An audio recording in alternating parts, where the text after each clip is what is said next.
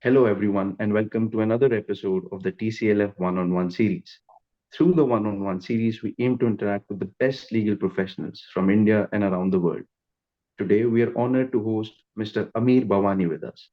Mr. Bavani is a disputes practitioner based out of Hyderabad, running his own practice under the banner AB Legal.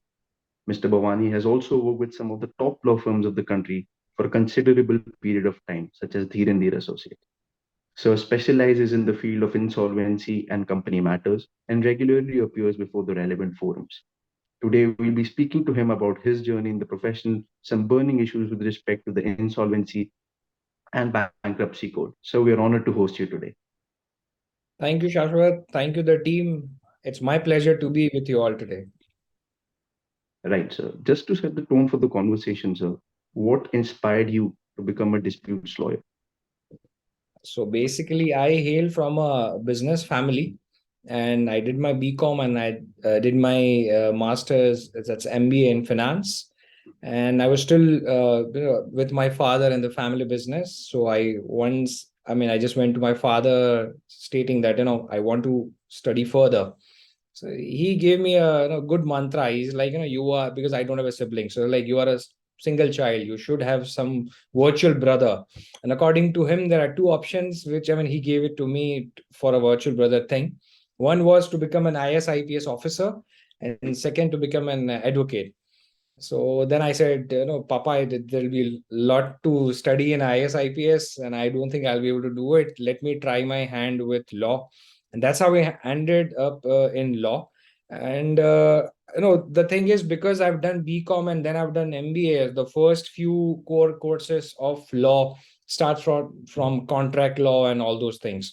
So because I was well versed with those concepts, it was an organic for me to grasp those things. And then I panicked when the exams came. I studied a bit hard for a week. I topped my class by studying for a week. Though I was regular, I was having some more than 90% of the attendance, but rest of the time I was into the business. So that's how law came to me first. And then because of the subject of law, I started going to college. Because of the panic, I was able to achieve some good scores. And then I tried my hand with one of the biggest firms in India for transactional work. We call it as the corporate work. Somehow I felt that that's not my cup of tea. And then the opportunity came for a disputes lawyer, and I joined as a junior most lawyer in the firm. And over a period of 3 years, I was able to climb some threefold steps into the ladder.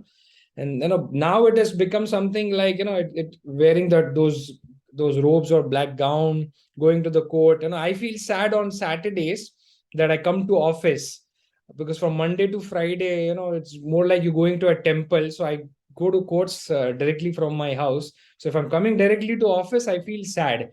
So that is the kick, or the rush of that dopamine which I get when I go to courts. And that's how dispute resolution happened to me. Right, sir. As a disputes lawyer myself, I can definitely attest to that feeling that, going to the court, interacting with people, being, having all these different kind of cases going on in front of you. It's not just about your matter or your case. It's also about how different kind of cases are going on at the same time and how a judge perceives those matters. It's very interesting. On a True. day-to-day basis, there's so much to learn. Now, sir, I mentioned it in your introduction as well, and you also talked about it. You started with a top-tier law firm, and then in November 2021, you finally made that switch of, starting your own independent practice. Now, what inspired you to do that? That I'm finally ready to start my own practice. So to be very honest, it was not a planned thing, but no, being a Gujarati, and as I told you, I hail from a business family. It was always there that I should have something of my own, but it was never planned, because I was very fortunate enough to work on at law firms where I was given that discretion. I had my own teams. So it was not something that I would want to do, because wherever I worked, I have worked at that it's my own firm, and the firm has also been so kind, or the partners have also been so kind, that they give me all the freedom to work. So it was not a planned decision, but it just happened because of the COVID and because of various other reasons, that I thought, now it's the time that I should take this risk. And I was sure that, see, this is my love, because I've been doing this for more than 6+ years. At that time, 7+ years. At that time, now it's been more than 8.5 years or something. So I knew that this is what I want to do throughout my life, and this is what I love. This is where I get the satisfaction or the dopamine rush. So it was not a planned thing to have my own office, because I was having my own office inside my own firm, where I was getting the freedom, I was getting the clients, I was doing the business development, I was doing the matters by my own, I was doing the drafting, pleadings, arguments, everything. I had my own team. I had all the discretion to choose the client, to choose the associates who will work below me with me. So that was always there, but I think it's just the universe which has hatched the theory of making me an entrepreneur again, and to start the journey from scratch one, building my own office. So that having it's been very organic. It was never a planned thing, and I had no idea that I'll have AB legal. It's just because I used to write about the cause list or in my files as AB as initials. It just organically happened that I started with AB legal. That's very interesting, sir. And you mentioned some very interesting thing, having that freedom to choose your own matters, to choose your own strategy as to how to go about these matters and everything.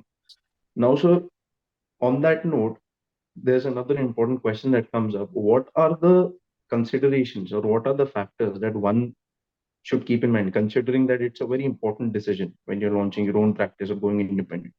What are some of the important factors that one must keep in mind before going independent? Some things that you have learned across through your journey. Yeah. So basically, it's important as well as it's difficult. That decision is very difficult. So I'll first say that no time is the right time to go independent, but at the same time, no time is the wrong time to go independent. And you will feel either here or here that this is the time you should go independent. So that's the first thing. Second, you should be a risk taker. I mean, you should have. I'll say that you should have some 6 months of savings in your account for your survival, because not everyone is fortunate like me, and touch wood, by the grace of God and the blessings of all the elders, I was able to do it. But it's not a cakewalk. It's a very difficult journey, especially someone like me who's a first generation lawyer or a first generation advocate, who has no godfather. It is very difficult. You should have some savings, but it's you will feel like that. I mean, you cannot make these kind of decisions a planned one. It will organically happen. You should take a risk. And everyone says, and I have experienced, you will get that feeling of going out of your comfort zone. So once you get that feeling, you will understand that this is the right time. And in disputes, if you talk, you cannot have your client. So, like, working with law firms, you cannot have your client. And even otherwise, see, dispute resolution or litigation, so to say, is one such stream of law where your clients cannot be your clients throughout. They may switch, they may be unhappy. Sometimes you're not able to pull out an order for them, though you have worked hard. So you cannot have a client base and plans, that, and I'll have my own office, I'll have my own stuff to go or start with. And that's why the important part is to have some 6 months of savings. And you should be courageous. You should have a courageous heart to start, because it's not an easy thing. You decide one day I'll open my office. And one thing I'll say, that be frugal, be nimble, start with a smaller office. See, I started with one associate, and by the grace of God, now I have three below me, and we're hiring, so it will be four below me, and just in a span of 1.5 years. So you'll have to start small. You don't go for a plush office. But it's there are various nuances which you'll learn, that some things are very important. And especially post COVID, we have got to know that the office premises or the office location, because most of the independent advocates or the people who start with their own practice think that I should have a plush office in a very renowned area. So that is the COVID has taught us that you may have virtual hearings, you may have virtual Zoom meetings with the clients. So there's nothing like that. So and clients have also been they are also now so wise that they understand that who's doing the show off and who is the one who's really working hard. So you cannot fool your ultimate clientele who will be your feeder for your bread and butter.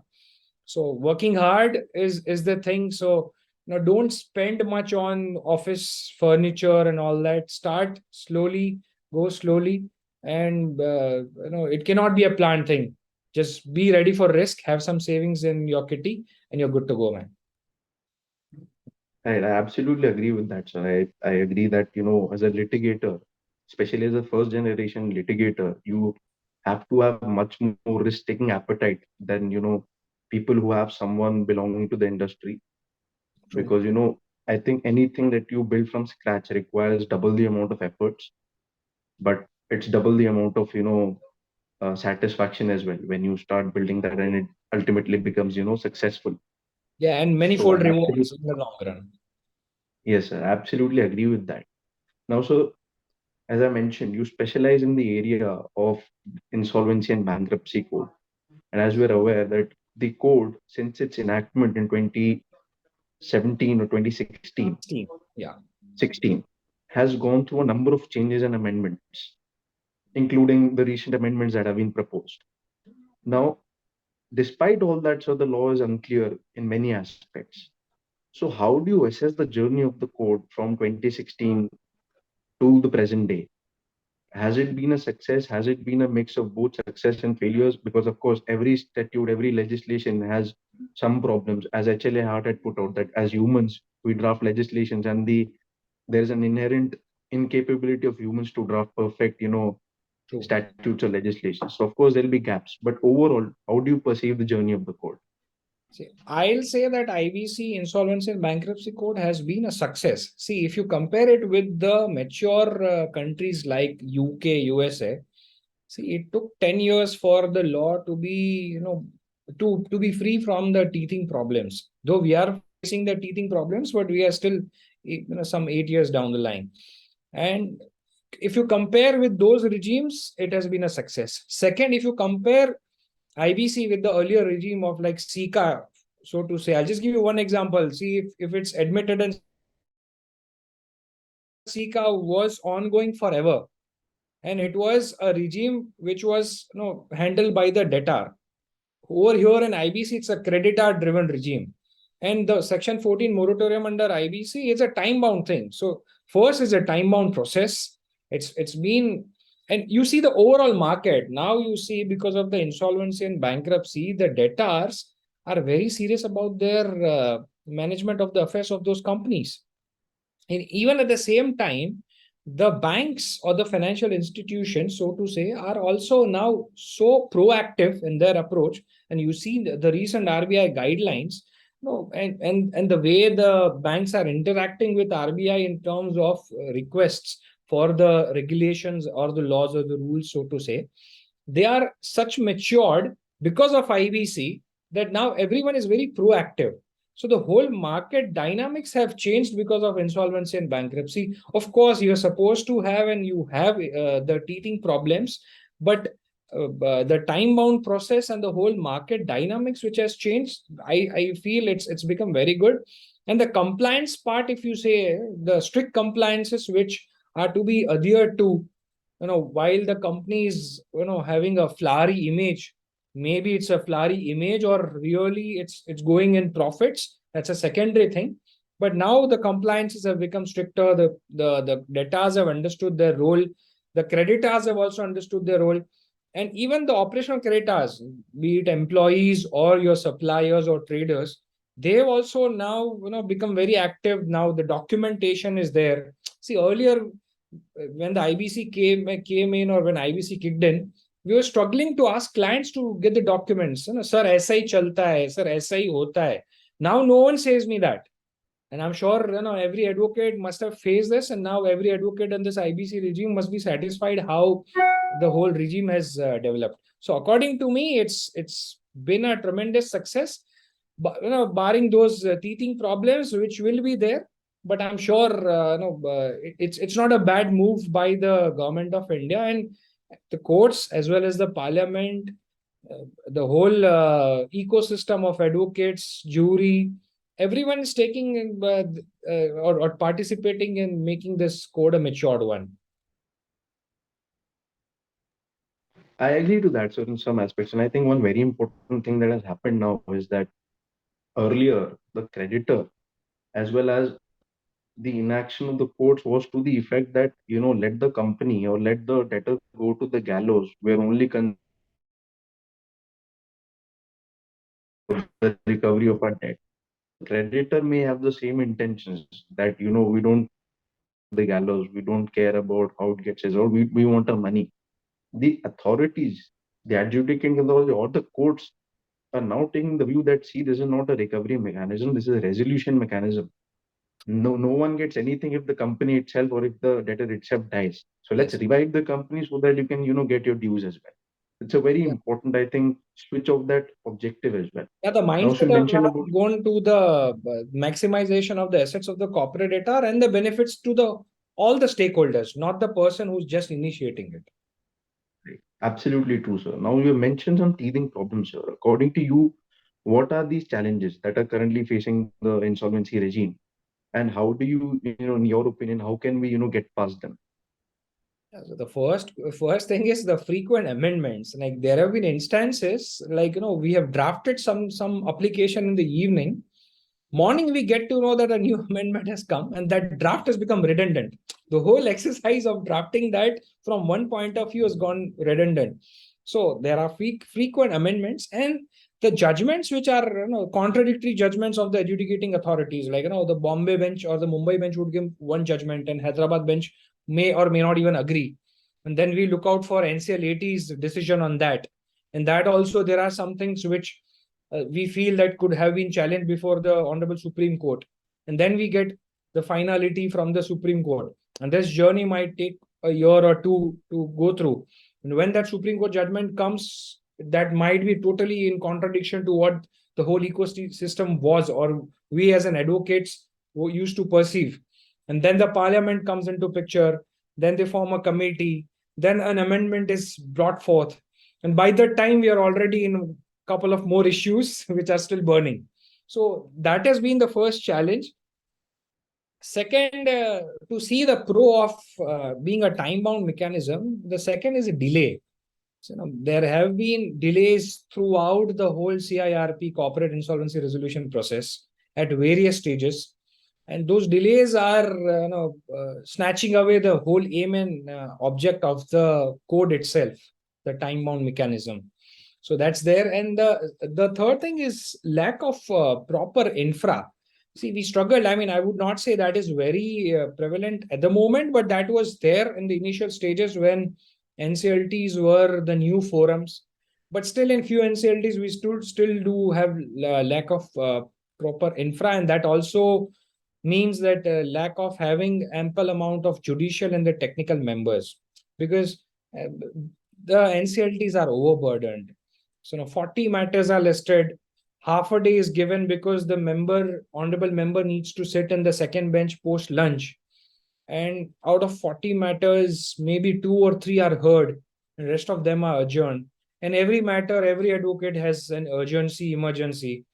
So that has been a problem. But see, I'm not saying these problems are the ones which cannot be addressed to. They are being addressed. We now have a better infra than the earlier. If you see 2016-17, we do have more members, we do have more benches. So that is improving, but the improvement or the gradual improvement is a bit slow. But there is an improvement. The tribunals are overburdened because at one point of time there was a thought process that we will have separate tribunal for the Companies Act matter 241 and all those things, mergers, acquisition, all those things, and for insolvency and bankruptcy. So that's thing. And the last thing I would say, which is a birth of our fraternity, plethora of applications, section 60 subclause 5 applications. Oh my god, man, some matters would have 10-15 applications.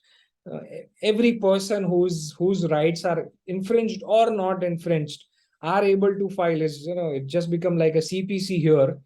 And because of those applications, everything gets delayed. And every application, it may be a frivolous one or a very genuine one. Let us not go into that. But then there's a chance of those applications also being challenged before the Appellate Tribunal. And out of those, few are also challenged before the Honorable Supreme Court. And then IRP or RP would go before the NCLT or the adjudicating authority asking for the reduction of their time, that this time has gone and that. So this Honorable Tribunal may delete this time from the whole calculation of 180 or 270 days. And then we get an SR Steel judgment. 330 days is an upper limit, but not the rule of the thumb. It has to be decided on merits and the facts of the case. So there are a lot many things. Obviously, it's maturing, it's helping, but there are these roadblocks. And to answer your second question, that how we can overcome that, I think Parliament is already doing. See, if you know the Vidarbha judgment, which stated that if the corporate debtor is having all the wherewithal to pay up, then they should not be dragged into insolvency. And then we see a slew of IAs being filed stating that Vidarbha applies to me as well, because my company is having so much of net worth. And now we are hoping for in a very near future, we're hoping for an amendment which will take care of it. Then we get a judgment of Rainbow Papers, the statutory authority. Then there's a carve out that even if even if that's a statutory authority, it does not automatically will become a secured creditor unless and until there are provisions in that act. So now the Parliament or the cabinet, for that matter the committee which has been formed for that, now they're coming with a regulation on that aspect. So these kind of things are gonna happen. But if you ask me, who breathe insolvency and bankruptcy as IBC, it's fun to be abreast about all this amendments. You should know it. You are able to, because sometimes a young guy like me, if some question is asked and the honorable adjudicating authority, the members call the name and ask that am I right in stating that there's one section? No, can you point out the section? And if are able to answer, that is something which money can't buy. So that, and for that, these kind of things are good. But yes, there are hiccups which are being addressed. Maybe the way it has been addressed or the timeline for which it has been addressed, if that can be expedited at various levels, then we might have a very mature law, and the whole economy would benefit out of it.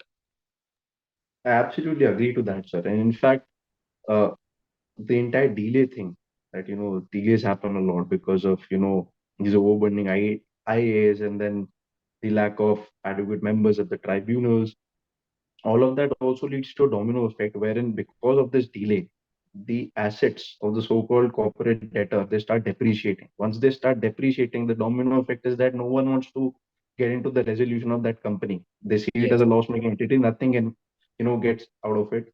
And because the assets have already depreciated, even in liquidation, you're not able to maximize it. So it ultimately also leads to a very low recovery rate. So I think all of these things are getting settled. Of course, it's a new code. Any legislation takes time, and I absolutely agree to your suggestion. Now, so just to conclude this very fascinating and interesting conversation, what's one piece of advice that you would want to, share with law students who want to enter the dispute resolution, uh, the field of dispute resolution, or the new practitioners like me who are just, who have just started out, it's been a year or two, just, some of your learnings. What are these two, three suggestions that you would want to give? Yeah, so basically, first of all, when you are in your law school or law colleges, and I don't differentiate between them, I'm very honest. So if you are at law school or at law college, you are an advocate before the court of law. You pass the exams, that's first. So wherever you are, try and see if you do maximum amount of internships first. Second, try out various streams. So see, I would say that I was not very wise to try out streams after completion of my law. But I would suggest that if you're able to try it out in your maybe first 4 years, that you do one real estate internship, you do one dispute resolution. In dispute resolution, see if you want to go for the high court or the lower courts or insolvency or arbitration. Then see if you want to go for the corporate side or the transaction side. See if you want to go for IPR laws. And by fourth year, end of the fourth year, if you're able to make out that, and the last two internships could be focused on the area where you want to land. So that's first. So, and second, try and get some good exposure apart from the internships. Like, you participate on the moot courts, you go for the events, you go for the webinars, sessions, meet new people from the fraternity, and try and get that experience, because in this day and age, it'll be too late for you to start all these things after completion. So see if you are able to do it while you do law.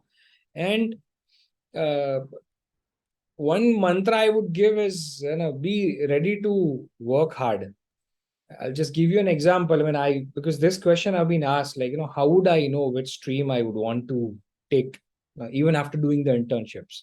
So, the very nice example I'll give is that, and it's a hypothetical, just try and do it in a practical scenario, that if you are tired at around 11 p.m. in the night or in the evening, and wherever you're doing the internships, the associate or the partner under whom you're doing that gives you a work, and with enthusiasm, if you are able to do that work because you like that subject or because you're interested in doing that, then you should understand that this is your stream. Because if I don't, for example, if I don't like real estate and if I've been dumped with, some 20 documents, and if someone says, right now that my client says, that, sir, can we have this done tomorrow? I'll immediately say no. But if something like this happens at around like 12 o'clock in the midnight, I get some documents on WhatsApp that, sir, I want your advice on this tomorrow, and day after we want to file this, and it's an IBC case. I'll be awake for 2:33, and I'll get the strategy intact. 8 o'clock, I'll call him that, Mr. So and so client, I think this is what you can do.